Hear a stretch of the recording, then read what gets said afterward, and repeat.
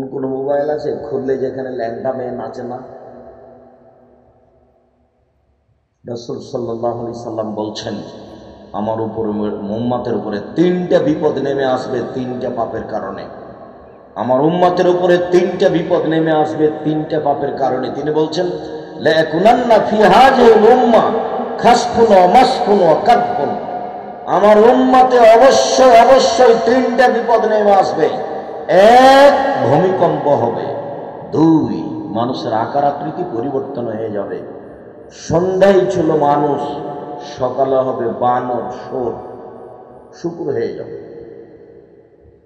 দুই, সর্ব ধরনের সমস্যা নেমে আসবে। জিনিসের দাম বেড়ে যাবে, জুলুম অত্যাচার বেড়ে যাবে, মসজিদে মারামারি হবে, মাদ্রাসায় মারামারি হবে, রাস্তাঘাটে মারামারি হবে, অফিস আদালত কোর্ট কাছারিতে মারামারি হবে।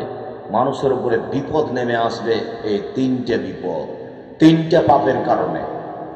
এক, এদা সারেবুল খুমরা, যখন মানুষ নেশাদার দ্রব্য পান করবে, বিড়ি, তামাক, জর্দা, সিগারেট, আরো নেশাদার দ্রব্য হিসাবে যত আছে সব যখন মানুষ গ্রহণ করবে, তখন এই তিনটে বিপদ নেমে আসবে। দুই, জাহরাতুল কায়নাত, মেয়েরা যখন নাচবে, সব মোবাইলে মেয়ে নাচে, সব দোকানে মেয়ে নাচে, প্রায় সব ঘরে মেয়ে নাচে। একটা 10 তলা বাড়ি, 50টা রুম আছে, প্রায় ভূমি ল্যাংটা মেয়ে নাচে। মুহাম্মদ সাল্লাল্লাহু আলাইহি সাল্লাম বলেন, আমার উম্মতের উপরে তিনটা বিপদ নেমে আসবে তিনটা পাপের কারণে। তার 2 নম্বর পাপ, যখন মেয়েরা নাচবে। 3, দারবুল মাযিব, যখন বাদ্যযন্ত্র প্রকাশ পাবে, সব মোবাইলেই বাজনা বাজে, সব দোকানেই বাজনা বাজে, প্রায় সব ঘরে বাজনা বাজে। আলেম ওলামা, হাজি গাজী বলে কোনো কথা নেই, খুব কম মানুষই নগ্ন ল্যাংটা মেয়ে থেকে, গান বাজনা বাদ্যযন্ত্র থেকে বিরত আছে। নিজে ঘরে না বাজলে পাশের ঘরে বাজে, পাশের ঘরে না হলে দোকানে বাজে। তার অধীনে কত ব্যবস্থা আছে।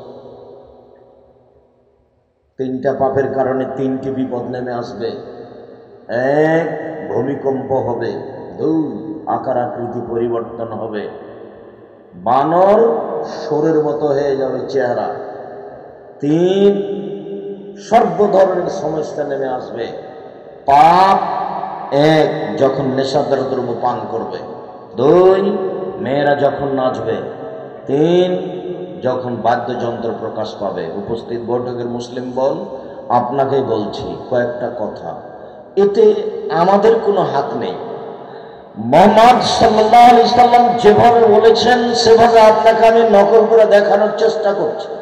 আবু সাঈদ খুদরি রাদিয়াল্লাহু তাআলা আনহু বলেন, খারাজা রাসূলুল্লাহ সাল্লাল্লাহু আলাইহি সাল্লাম ফি ইয়াউমি ফিতরিন আও আদাইল মুসাল্লা। ঈদুল ফিতর অথবা ঈদুল আযাতে, কুরবানির ঈদে অথবা রোজা ঈদে আল্লাহর নবী ঈদের মাঠে গেলেন। ফামাররা আলা নিসাইন, গিয়ে তিনি মহিলাদের পাশ দিয়ে হাঁটলেন। মহিলাদের পাশ দিয়ে যাওয়ার সময় তিনি বললেন, ইয়া মাশারান নিসায়ে তাসাদ্দাকনা বিল উরিতুকুন্না তারা লিনারে। উপস্থিত বৈঠকের মহিলারা শোনো, তোমরা দান করো, আমি তোমাদেরকে বেশি বেশি জাহান্নামে দেখছি। জাহান্নাম থেকে বাঁচার একটা বড় পথ দান। মনে রাখবেন, এ কথা ঠিক, তবে জান্নাত কিনা যায় না। সিয়াম পালন করে জান্নাত পাওয়া যায়, এ কথা ঠিক, তবে জান্নাত কিনা যায় না। হজ করে জান্নাত পাওয়া যায়, এ কথা ঠিক, তবে জান্নাত কিনা যায় না। দান এমন একটা ইবাদত যা দিয়ে জান্নাত কিনা যায়। আল্লাহ তাআলা বলছেন, আমি মুমিন পুরুষ নারীর জান এবং মালের বিনিময়ে জান্নাত বিক্রি করে দিলাম। যাও, আমি জান্নাত বিক্রি করে দিলাম তোমাদের এবং তোমাদের সম্পদের বিনিময়ে। যার কারণে একাধিক দিন বলা আছে, ইবাদতের জগতে সবচেয়ে শক্তিশালী, ক্ষমতাশীল, পাওয়ারফুল ভিন্ন ধরনের ইবাদত হলো দান। এরকম ক্ষমতাশীল ইবাদত পৃথিবীতে নেই।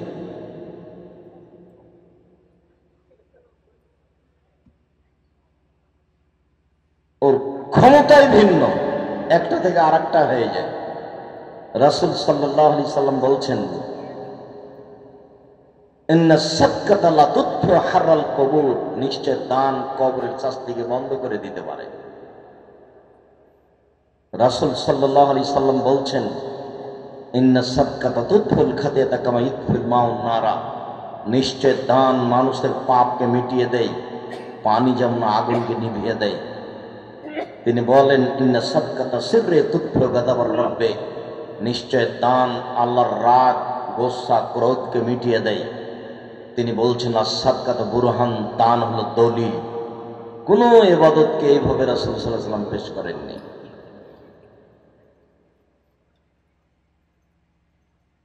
সম্মানিত দিনী ভাই বোন, তার একটা অংশ তিনি এইভাবে বলেছেন, জিজ্ঞাসা করা হয়েছিল আইউল ইসলামে খায়, আল্লাহ রাসূল মানুষের জীবনে সবচেয়ে ভালো কাজ কোনটা? মানুষ তো অনেক কাজ করে, সালাত আদায় করে, সিয়াম পালন করে, যাকাত দেয়, হজ করে, দান খায়রাত করে, তাসবিহ তাহলিল করে, জিকির আজকার করে, তো সবচেয়ে ভালো কাজ কোনটা মানুষের জীবনে? তখন তিনি এক নম্বরে বললেন, তুতিমুত্তম, দুস্থ গরিব ফকির মিসকিনকে খেদা দেওয়া সবচেয়ে ভালো কাজ।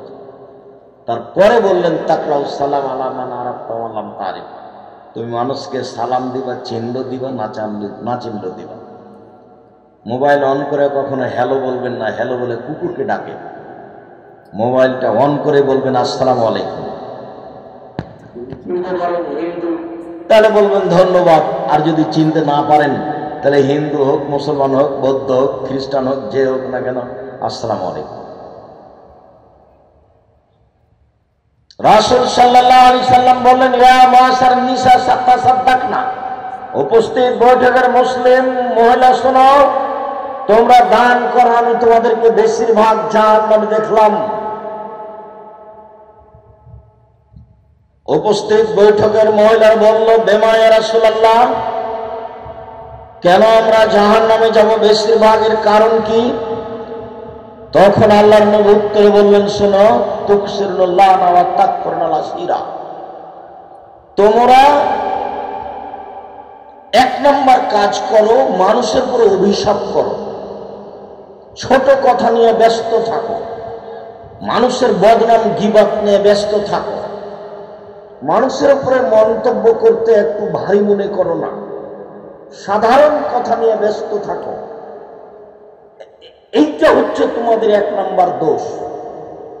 দুই, স্বামীকে মেনে চলো না, এই কারণে তোমাদের জাহান্নাম হবে।